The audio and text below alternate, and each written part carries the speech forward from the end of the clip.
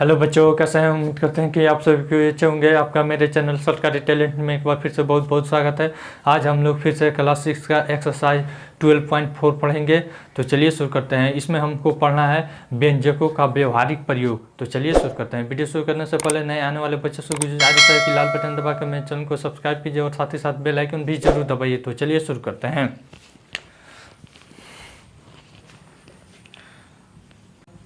Exercise 12.4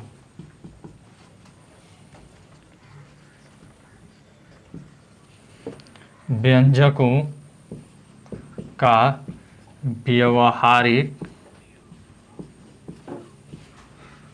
प्रयोग।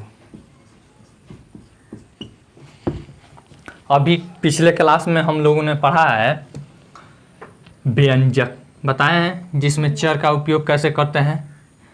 जैसे में बताए हैं कि x से 2 अधिक, x से 2 अधिक बराबर क्या किए थे, x + 2 किए थे। कम रहता तो x - 2, x से 2 गुना तो x गुना 2 यानी कि 2x, x से 3 गुना ये सब तो 3 गुना x, इस तरह से बताए न थे।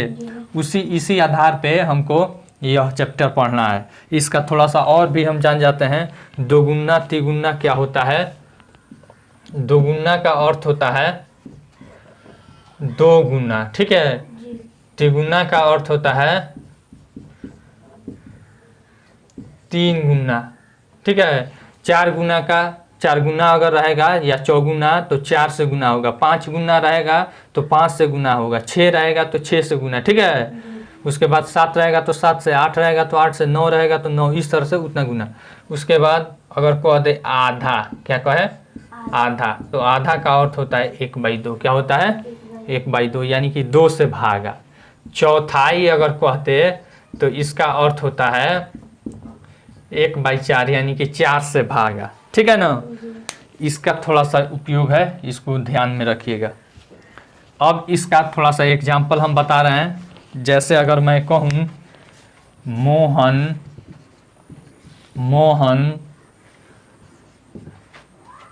राम से 2 वर्ष बड़ा है, ठीक है। ध्यान से देखिएगा। यहाँ पे पहला हमारा एग्जाम्पल है। मान लीजिए हम लिखते हैं हिंदी में मोहन राम से 2 वर्ष बड़ा है। अब इसे मैथ के फॉर्म में, एक्सप्रेशन के व्यंजक के रूप में कैसे हम लिखेंगे। पहले मोहन है, बाद में क्या है राम है, ठीक है ना। तो हम जो बाद में रहता है उसको मानते हैं। किसको मानते हैं? बाद में जो रहता है उसको पहले मानते हैं, ठीक है ना। तो लिखेंगे माना कि बाद में कौन है राम। माना कि राम की उम्र x वर्ष है। क्या है, कोई दिक्कत? तो अब बताइए। अब देखिए मोहन इससे 2 वर्ष बड़ा है ना। तो बड़ा है तो क्या हो जाएगा, जुट जाएगा इसके उम्र में, ठीक है। तो मोहन की उम्र बराबर x + 2 वर्ष। कोई दिक्कत? आसान है कि नहीं? ऐसा ही कुछ हमारे इस एक्सरसाइज में सवाल है। अब एक्सरसाइज पे हम चले। अगर मान लीजिए कह देता कि आधी है, ठीक है ना, तो क्या करते, 2 से भाग कर देते, ठीक है। मिटा दे अब इसको। पहला सवाल देखते हैं। कह रहा है निम्नलिखित प्रश्नों के उत्तर दीजिए। यहाँ पे A नंबर, सुशीला की वर्तमान आयु x वर्ष है। यहाँ पे है सुशीला की वर्तमान आयु बराबर x वर्ष है, ठीक है। अब इसमें सवाल 1 नंबर में दे रहा है 5 वर्ष पूर्व उसकी आयु कितनी थी। 5 वर्ष पूर्व, अभी इसका आयु इतना है तो 5 साल पहले क्या हो जाएगा, इतना में से घट जाएगा। मान लीजिए अभी मेरी उम्र 25 साल है, 5 साल पहले कितनी हो जाएगी, 5 साल घटा लेंगे नहीं, तो यानी 5 साल पहले कितना हो जाएगा, 20 वर्ष होगा ना। तो उसी तरह से इसमें पूछ रहा है अभी इसका आयु है x वर्ष, तो 5 वर्ष पूर्व बराबर x - 5। कोई दिक्कत? यह चर है और यह अचर है, तो घटेगा नहीं, ऐसे ही हो जाएगा। ठीक है। जी। दूसरा नंबर सवाल कह रहा है, बताइए 4 वर्ष बाद वह कितने वर्ष की हो जाएगी। अब अभी उम्र इतना है और 4 वर्ष बाद कितना हो जाएगी, इसमें 4 वर्ष क्या हो जाएगा, जुट जाएगा नहीं। 4 वर्ष बाद बराबर x प्लस 4 वर्ष। कोई दिक्कत। फिर तीसरा सवाल देखते हैं क्या दे रहा है। सुशीला के दादाजी की आयु सुशीला के आयु की 7 गुनी है। ठीक है। देखिए दादाजी की आयु यहाँ पे पूछ रहा है, सुशीला के आयु का 7 गुनी है। तो सुशीला का आयु तो है यहाँ पे मालूम है जी। तो दादाजी की उम्र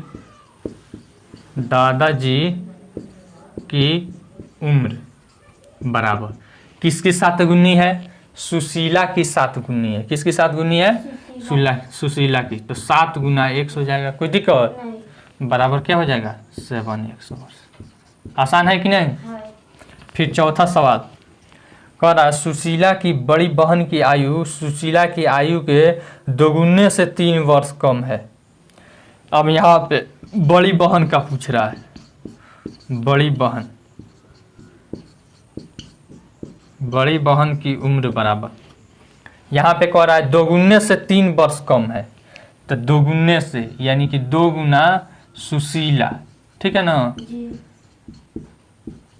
सुशीला की उम्र -3 कितना कम है, 3 वर्ष कम है। तो क्या कर देंगे -3। ठीक है ना। तो अब यहाँ पे 2 गुना सुशीला का उम्र कितना है x -3। पहले गुना का क्रिया करते हैं जी। तो 2x - 3 वर्ष। आसान है कि नहीं। हाँ। बन जाएगा। जी। मिटा दें।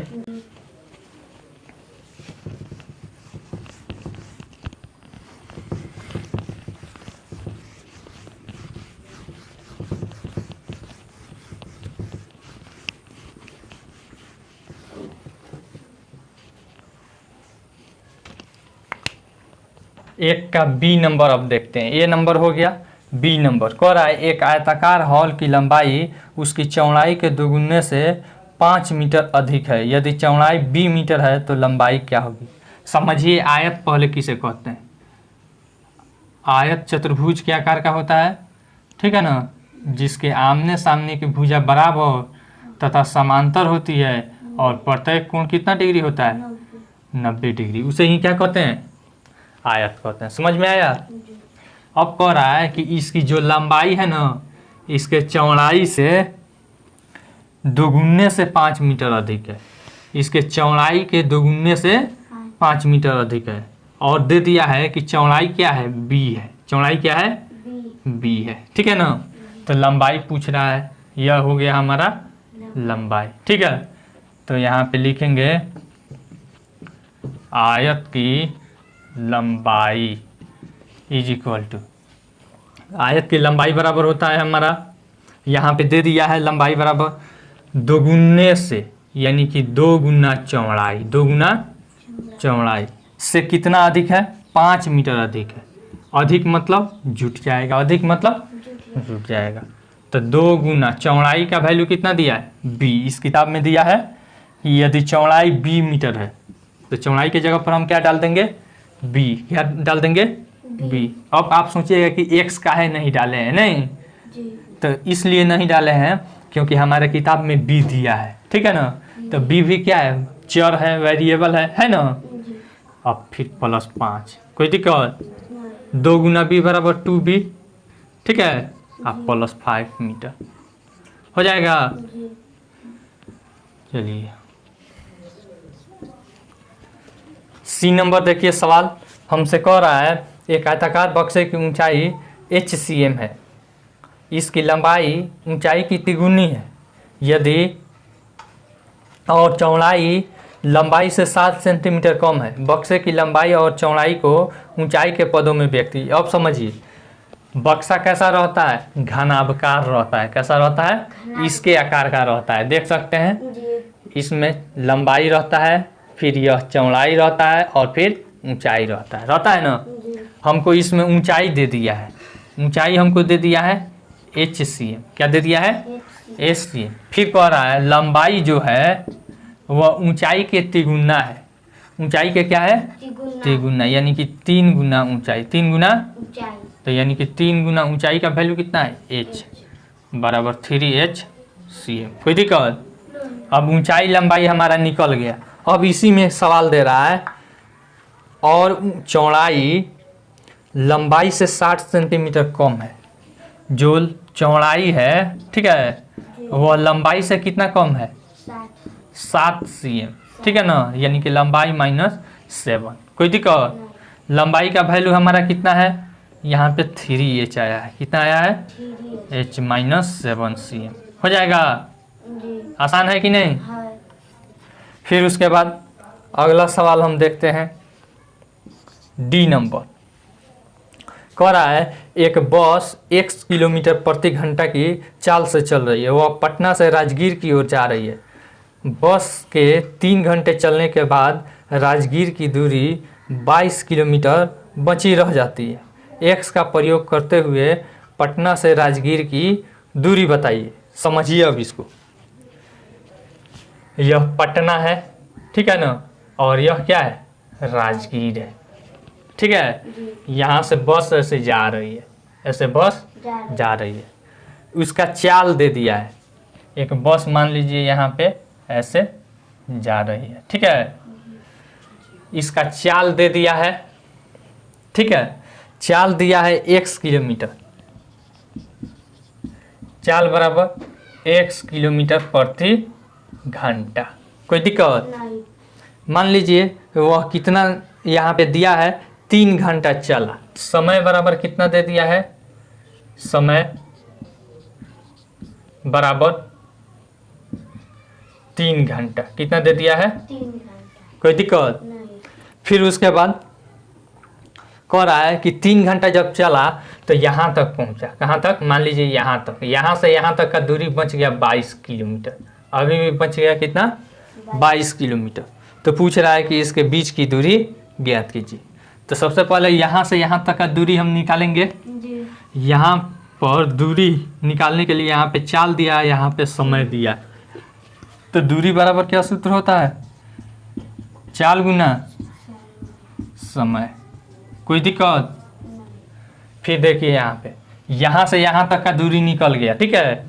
और फिर यहाँ तक निकालने के लिए इसमें 22 किलोमीटर जोड़ देंगे तो नहीं आ जाएगा? आ जाएगा, बोलिए ना। यहाँ से यहाँ तक का दूरी हम निकाल लिए, यानी कि चाल गुना समय, ठीक है। और यहाँ से यहाँ तक का दूरी निकालने के लिए क्या करेंगे, यह दूरी या प्लस यह दूरी। कोई दिक्कत? तो यह दूरी तो इस सूत्र से हम निकालेंगे और प्लस 22 हो जाएगा। हो जाएगा? चलिए यहाँ पे बना देते हैं। सबसे पहले हमको चाल दिया है 1 किलोमीटर प्रति घंटा, इधर ध्यान से देखिए। फिर उसके बाद समय कितना दे दिया है 3 घंटा। कितना दिया है 3 घंटा। उसके बाद हम दूरी निकाल लेंगे। क्या निकाल लेंगे? दूरी। दूरी बराबर सूत्र जरूर लिखिएगा, लिखते लिखते आपको याद हो जाएगा। चाल गुना समय। तो चाल कितना है हमारा x है, और गुना समय कितना है 3, बराबर हो जाएगा 3x किलोमीटर। दूरी निकल गया। अब फिर कह रहा है शेष बच गया है। शेष कितना दूरी बच गया है 22 किलोमीटर, ठीक है ना। यहाँ पे शेष दिया है, शेष बचा बराबर 22 किलोमीटर। कितना है 22 किलोमीटर। कोई दिक्कत? अब पूछ रहा है कि कुल दूरी। क्या पूछ रहा है? कुल दूरी बराबर हो जाएगा बस से चली गई दूरी और प्लस शेष दूरी, ठीक है। बस की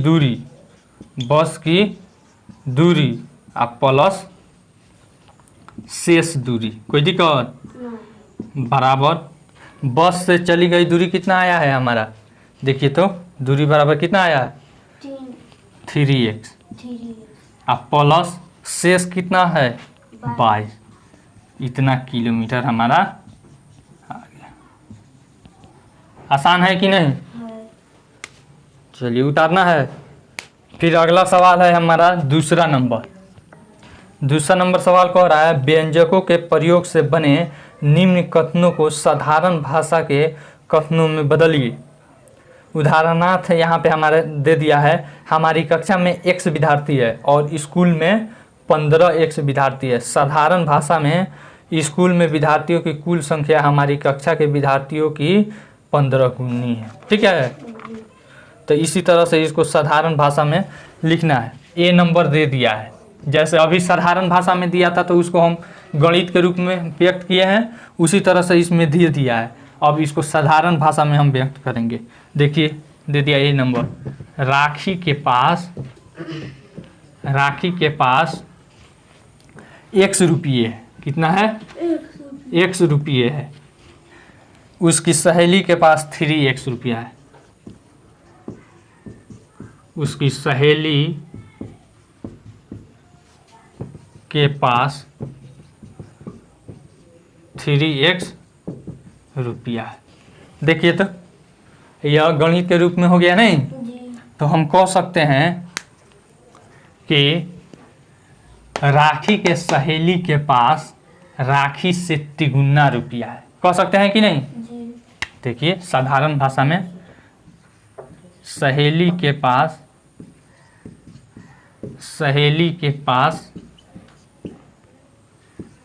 राखी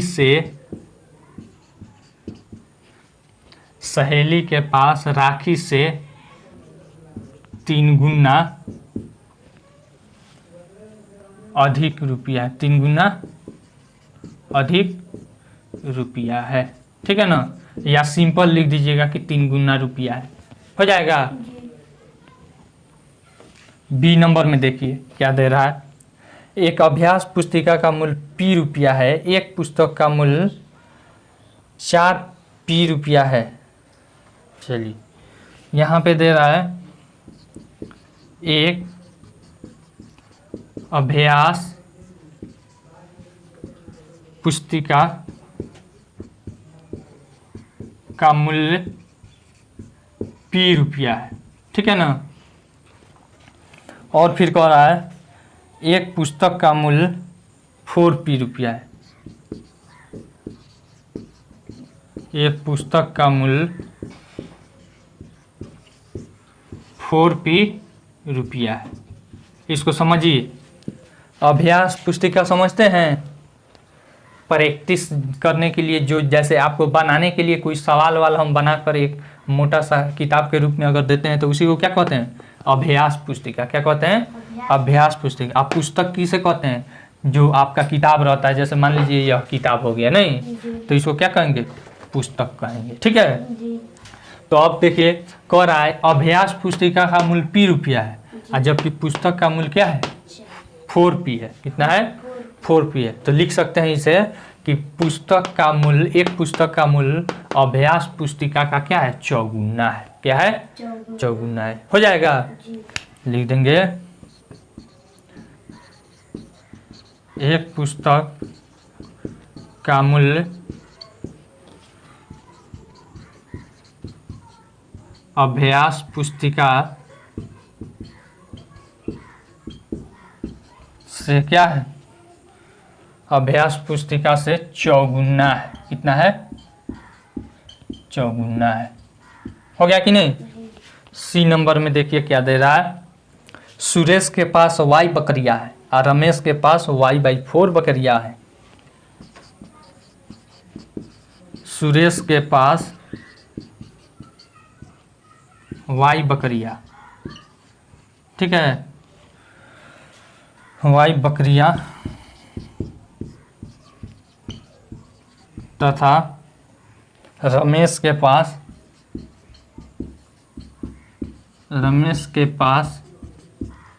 y/4 बकरिया है। y/4 बकरिया है। ठीक है? तो इसको हम कैसे समझेंगे? इसका एक और तरीका है, ऐसे समझ लीजिए। इसमें जो पहले है ना, ठीक है ना, पहले जैसे सुरेश के पास y बकरिया है तथा रमेश के पास y/4 बकरिया है, तो हम इसे लिख सकते हैं, या जो बाद में है इसको हम पहले लिख देंगे और इसको बाद में लिख देंगे। लिख देंगे कि रमेश के पास सुरेश से चौथाई बकरिया है। क्या है? चौथाई बकरिया है। ठीक है? इसमें भी देख सकते हैं राखी के पास उसकी सहेली से इतना है ना। जी तो इसमें क्या किए हैं, उसकी सहेली पहले आ गया है और राखी बाद में चली। सहेली के पास राखी से 3 गुना अधिक रुपया है, ठीक है। जी। इसमें भी देख सकते हैं अभ्यास पुस्तिका बाद में चला गया है और पुस्तक पहले। एक पुस्तक का मूल्य अभ्यास पुस्तिका से 4 गुना है, ठीक है। उसी तरह से यह पहले आ जाएगा, यानी कि रमेश के पास सुरेश के 1/4 बकरियां है, नहीं। जी रमेश के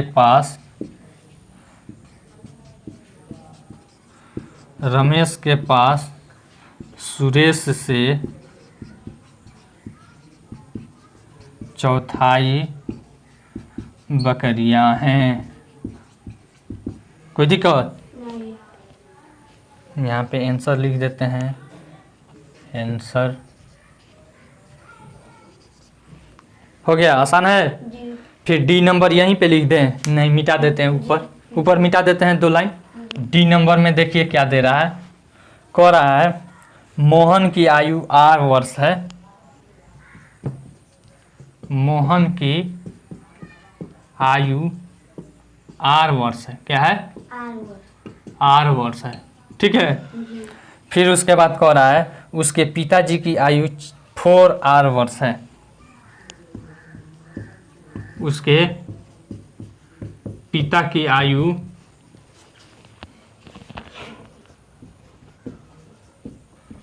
4 वर्ष है, ठीक है। जी फिर उसके बाद क्या कह रहा है, उसकी माँ की आयु, इसमें 3 आदमी हो गया, नहीं, मोहन, पिताजी और उसकी माँ। और उसकी माँ की आयु कितना है? 4 माइनस 5 वर्ष है, ठीक है।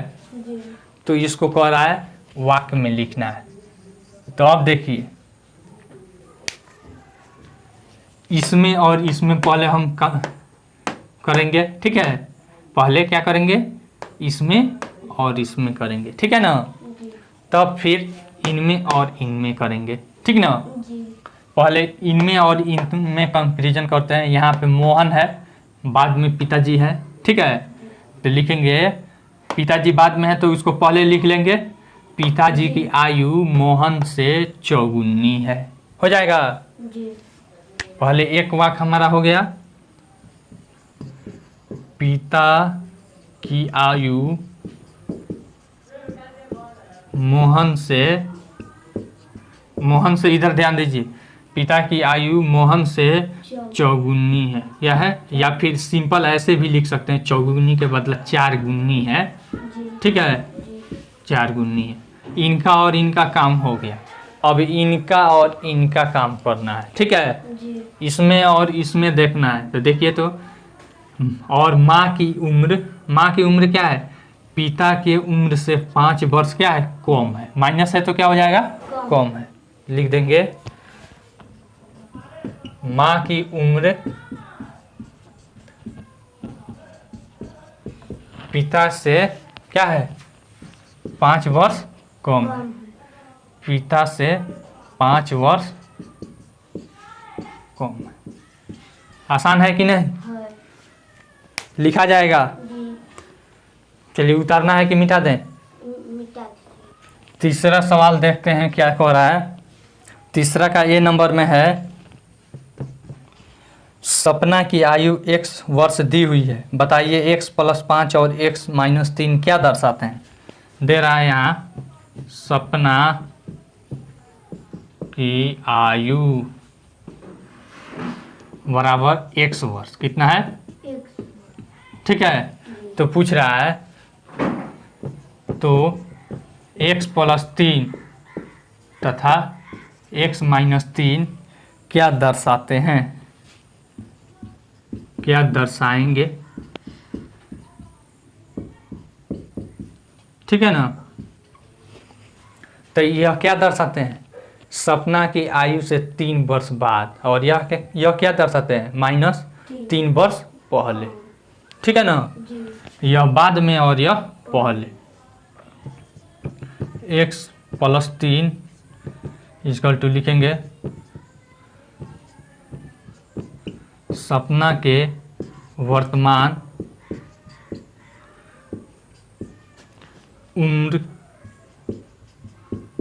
के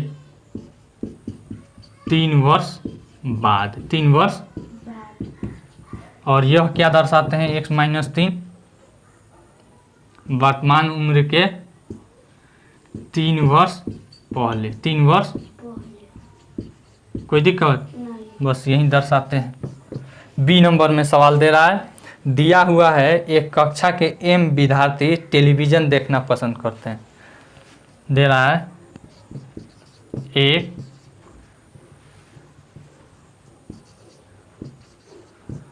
कक्षा के m विद्यार्थी